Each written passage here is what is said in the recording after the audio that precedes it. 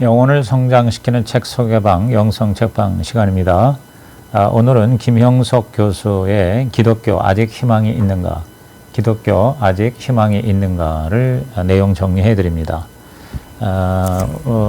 부제가 100년 후에도 희망이 되는 기독교를 위하여 이렇게 되어 있고요.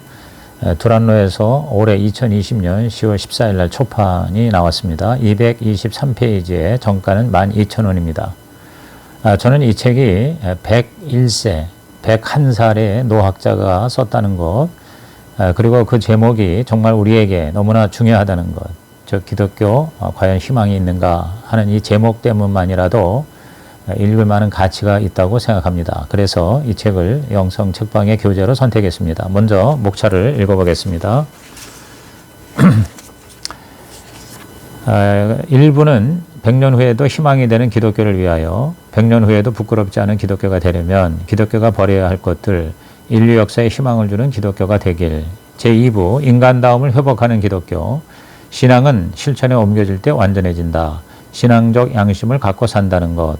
인생에서 가장 중요한 것. 참된 목회는 인간 이해에서 나온다. 양심과 신앙의 연결점에 인간애를 둔다. 공부하는 교회, 공부하는 목회자가 되기를. 크리스찬은 세계 어딜 가도 한 형제 자매. 크리스찬이 지녀야 할 삶의 기준들. 제3부 민족에 희망을 주는 기독교. 흑백 논리와 자기 절대화의 병. 상하관계에서 평등관계로 그리고 사랑의 관계로. 온종주의와 합리주의가 조화된 진리와 사랑의 종교. 한 국가가 자기 결정권을 상실했을 때 생기는 일. 저희 죄는 용서하시고 우리 결의에는 희망을 갖게 하소서. 기독교는 다가올 미래를 기대하는 희망의 종교다. 그리스도인의 국민적 도리는 무엇인가? 열린 사회 갈등을 최소화하는 지혜. 진보도 보수도 그리스도의 제자. 정의는 사랑에 의해 완성된다. 이성적 진실과 도덕적 인륜을 의미하는 인간다움. 제4부 예수의 뜻을 실천하는 기독교. 크리스찬이 지녀야 할 직업과는. 믿음은 꿈과 더불어 성장한다. 사랑의 경쟁이라면 무한 경쟁이어도 좋다. 삶의 하늘나라의 한 부분이 있어야 한다. 누가 주님이 기뻐하시는 역사를 건설할까? 양심과 도덕이 아니라 믿음이 인간을 구원한다. 그리스도가 주인이 되는 교회. 주의 기도, 그 이상의 기도는 없다. 선으로 악을 이기는 그리스도인.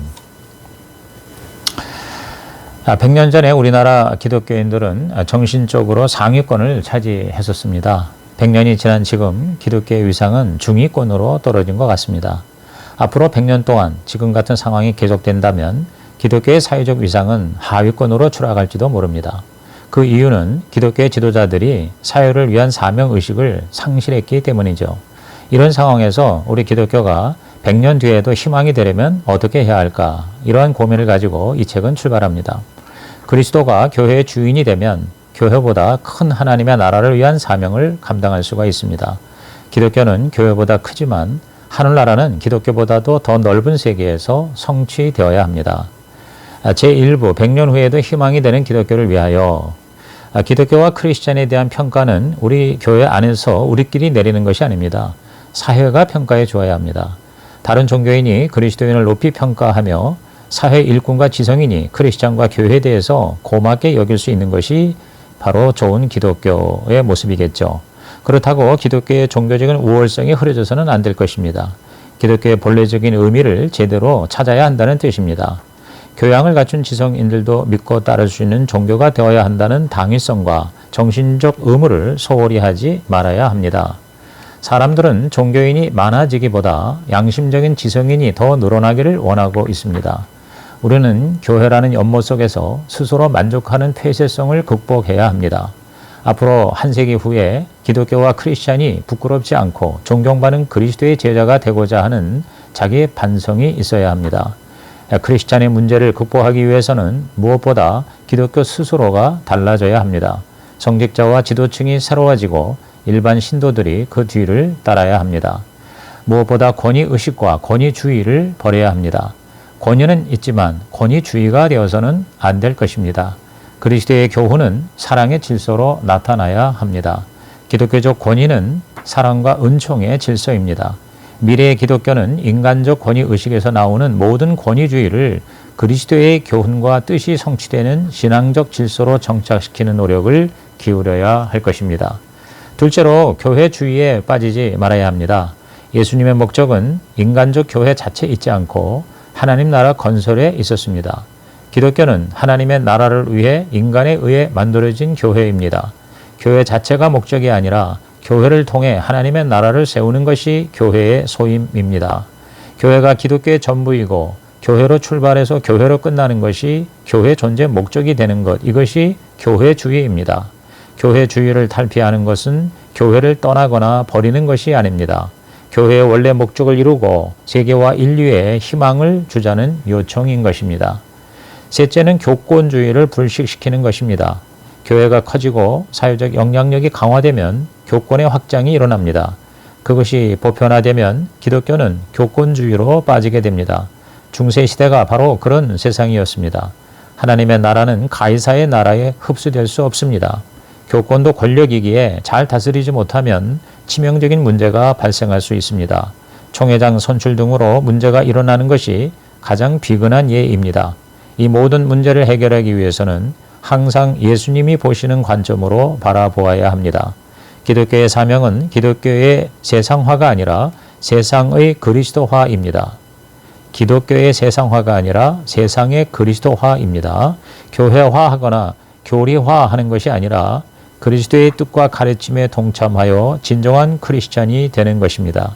교회가 교리주의에 빠지면 그리스도의 말씀, 즉 진리가 훼손될 수 있습니다. 그리스도의 진리는 교회라는 좁은 그릇에 갇힐 수 없습니다.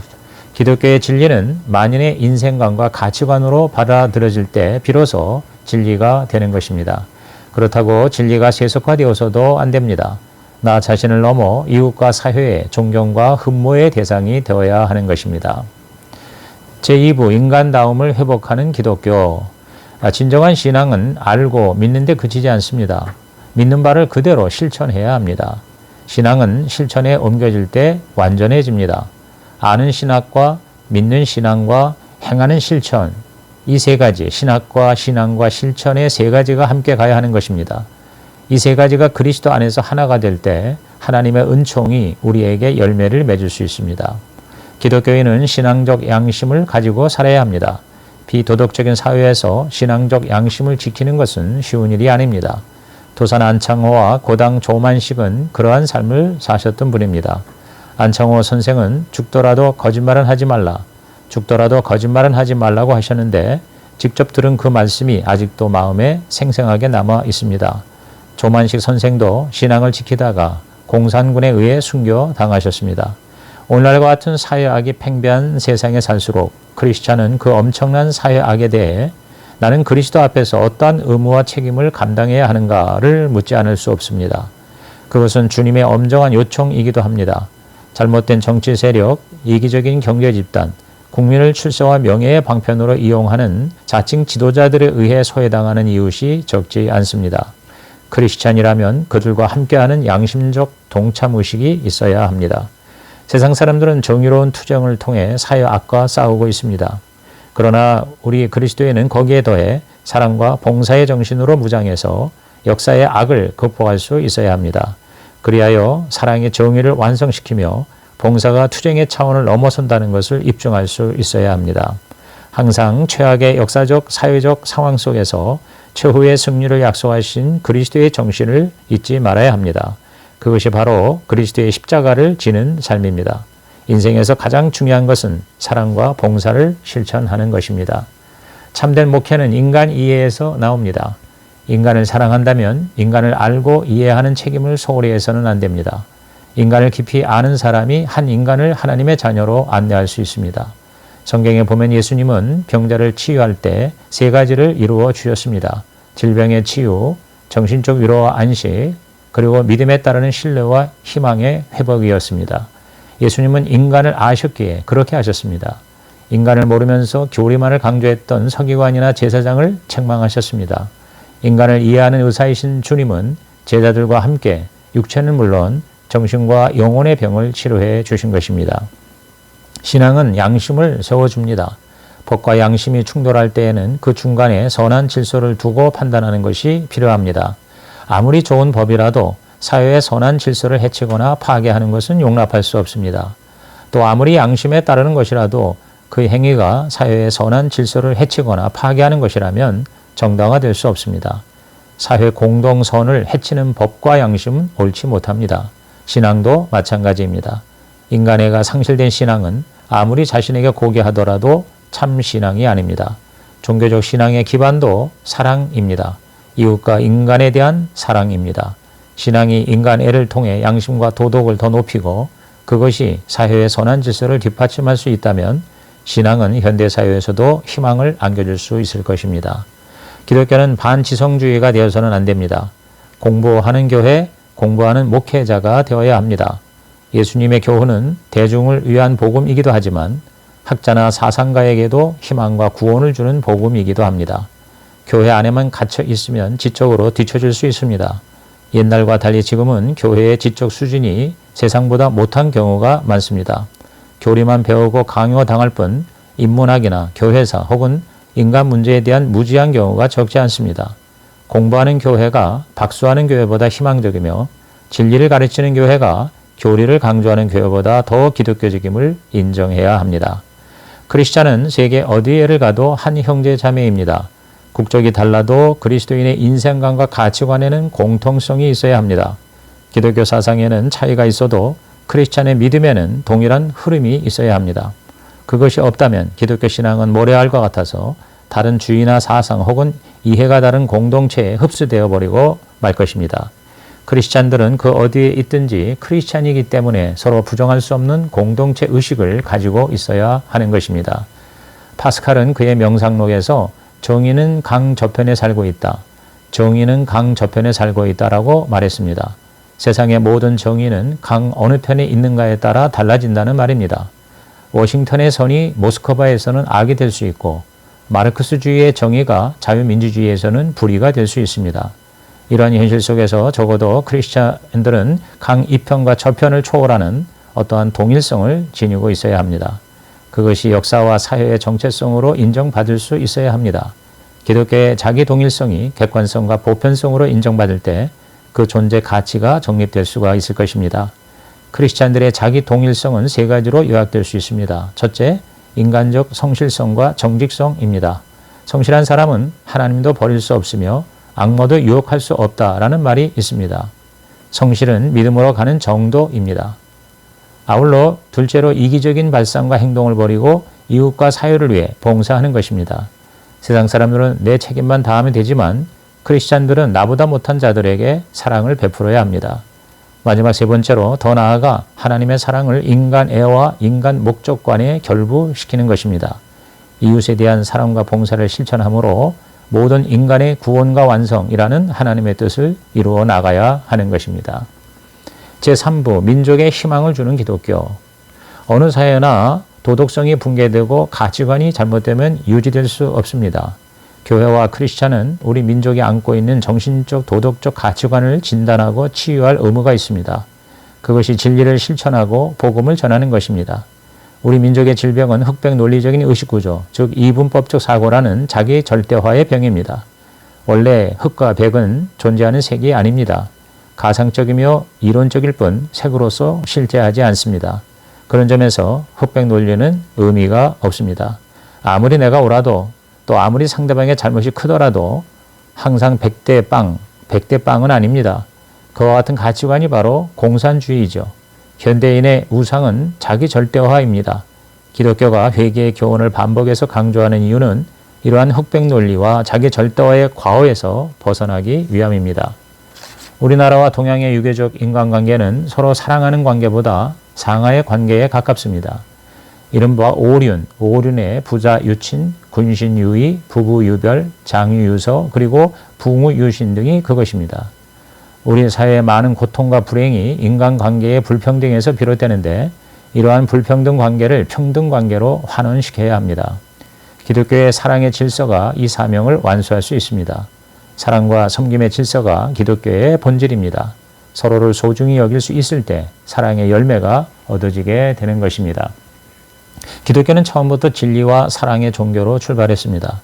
진리는 이성적 합리성을, 사랑은 정서적 윤리성을 포함합니다. 인격적인 크리스찬은 그 둘 모두를 지니면서 더 성장 발전시키고 새로운 삶을 열어가는 주체가 되어야 합니다. 다시 말해 기독교는 온종주의와 합리주의가 조화된 진리와 사랑의 종교입니다. 그것을 가리켜 제3의 길이라고 할 수 있습니다. 여기서 중요한 것은 크리스찬은 서로의 사귐과 대화를 통해 더 넓고 더 깊은 인격의 왕국을 건설해 나가는 것입니다. 기독교는 원만한 인격과 성숙된 휴머니즘의 육성을 도우면서 그 완성의 길을 계승하도록 이끌어가는 믿음과 희망의 종교입니다. 한 나라가 망하는 이유는 자기 결정권이 없기 때문입니다. 자기 결정권을 가지려면 내적으로 단합하고 외적으로 응전해야 합니다. 내부적으로 분열하는 국가는 자기 결정권을 행사할 수 없습니다. 이른바 국론이 분열되는 상황이지요. 자기 결정권을 행사하지 못하는 이유는 첫째, 민족과 사회가 자기 동일성을 잃어버렸기 때문입니다. 국가의 진로와 방향이 하나로 올바르지 못한 것이죠. 둘째는 사회적 삶의 방법이 잘못되었기 때문입니다. 토론과 대화가 아닌 투쟁과 일방적 강요만 난무하는 것입니다. 공산주의가 그 길을 선호했습니다. 크리스찬은 방향과 방법 모든 면에서 하나가 되고 동의가 되어야 합니다. 그 길만이 살 길입니다. 기독교는 세 가지 진리로 요약됩니다. 창조와 구원과 재림, 창조와 구원과 재림의 진리죠. 이 중에서 으뜸은 구원의 진리입니다. 구원의 진리가 받아들여질 때 창조와 재림의 진리를 이해할 수 있고 믿을 수 있습니다. 구원의 진리는 예수 그리스도를 받아들임으로 이루어집니다. 예수 그리스도가 없는 진리는 기독교가 아닙니다. 그리스도를 통해 창조, 구원, 재림의 진리가 주어졌기 때문이죠. 이 모든 것에는 역사성이 있습니다. 창조는 역사의 시작, 재림은 역사의 종말, 구원은 역사의 중심입니다. 그런 점에서 기독교는 자연 종교가 아닌 역사 종교라고 할 수 있습니다. 다른 종교는 인간과 자연의 관계에서 이루어졌지만 기독교는 인간과 신의 관계에서 성립되는 역사 신앙인 것입니다. 동양 종교나 그리스 사상은 윤회적인 역사관, 즉 시간은 돌고 도는 것이라고 이해합니다. 그러나 기독교의 역사관은 일회적인 일직선입니다. 시작이 있고 끝이 있습니다.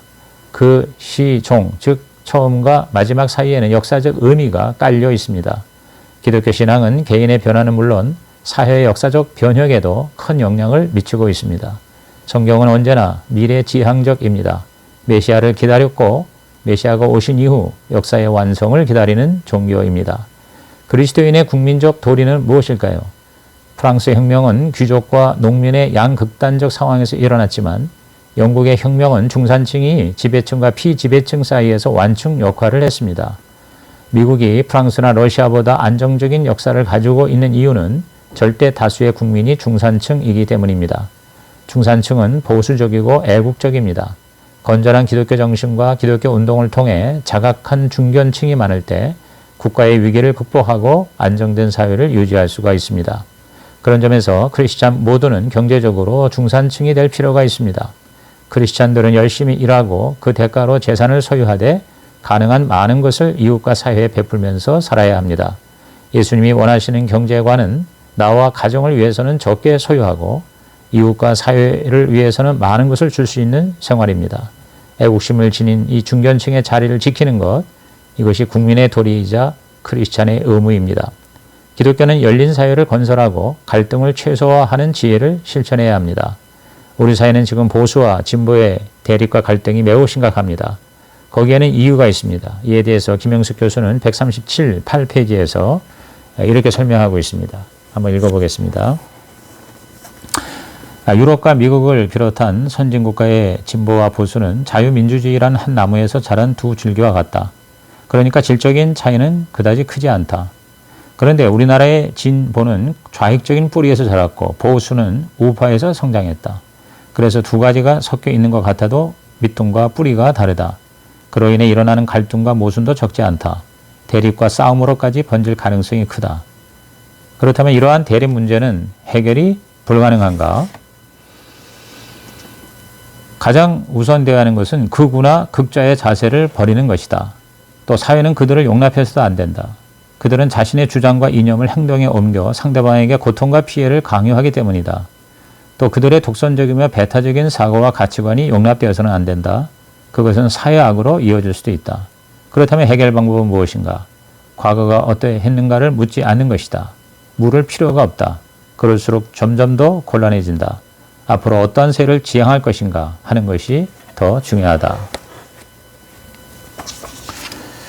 열린 사회로 가는 길은 모든 개인이 이기적인 발상을 버리고 집단 이기적 행동을 배척하는 것입니다.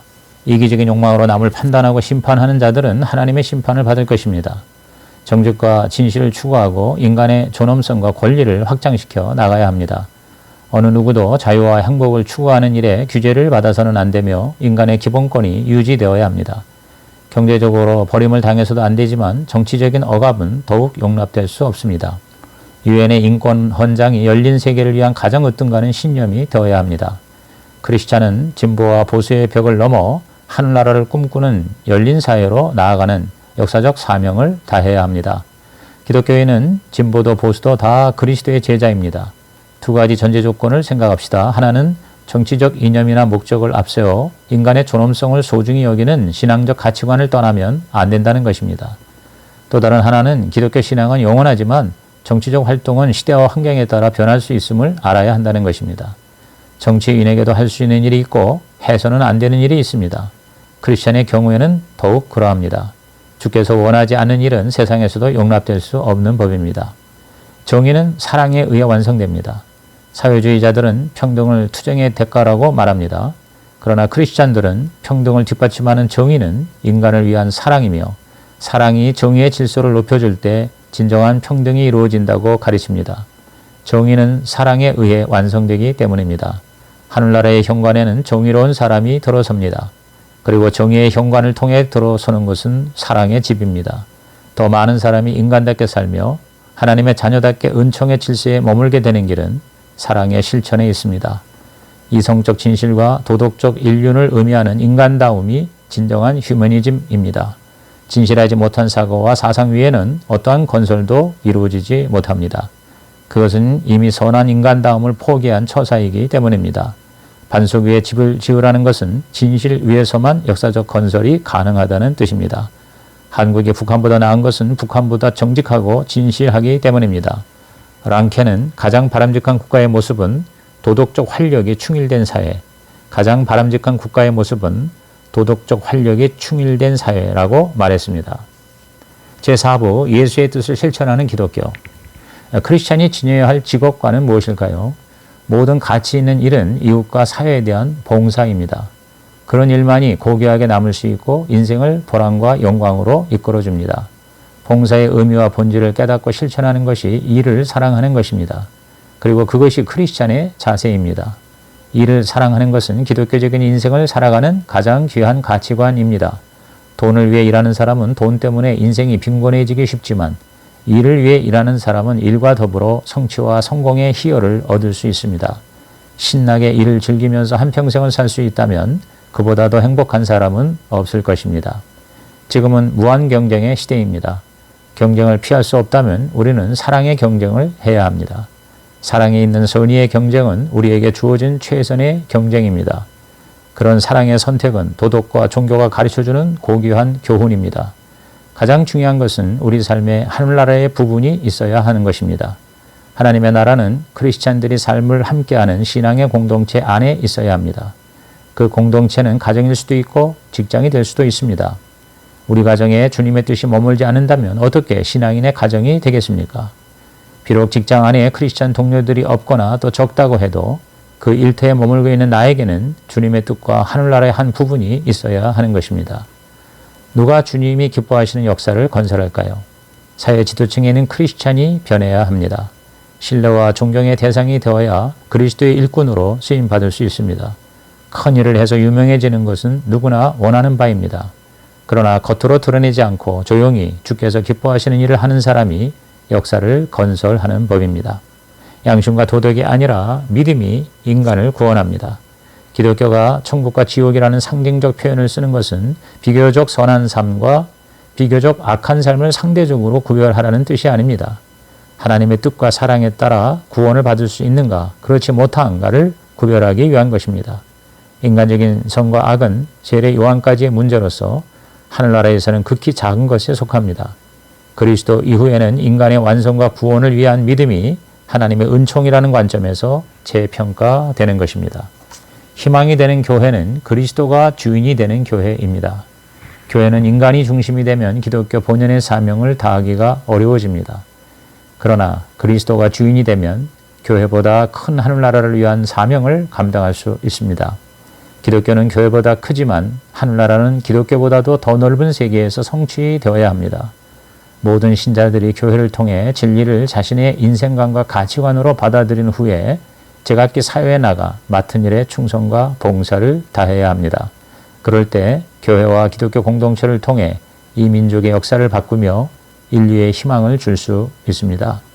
아무쪼록 100년 후에도 희망이 되는 한국교회와 기독교가 되기를 간절히 소망합니다. 이상으로 김영석 교수의 기독교 아직 희망이 있는가? 기독교 아직 희망이 있는가의 내용 정리를 마치겠습니다. 감사합니다.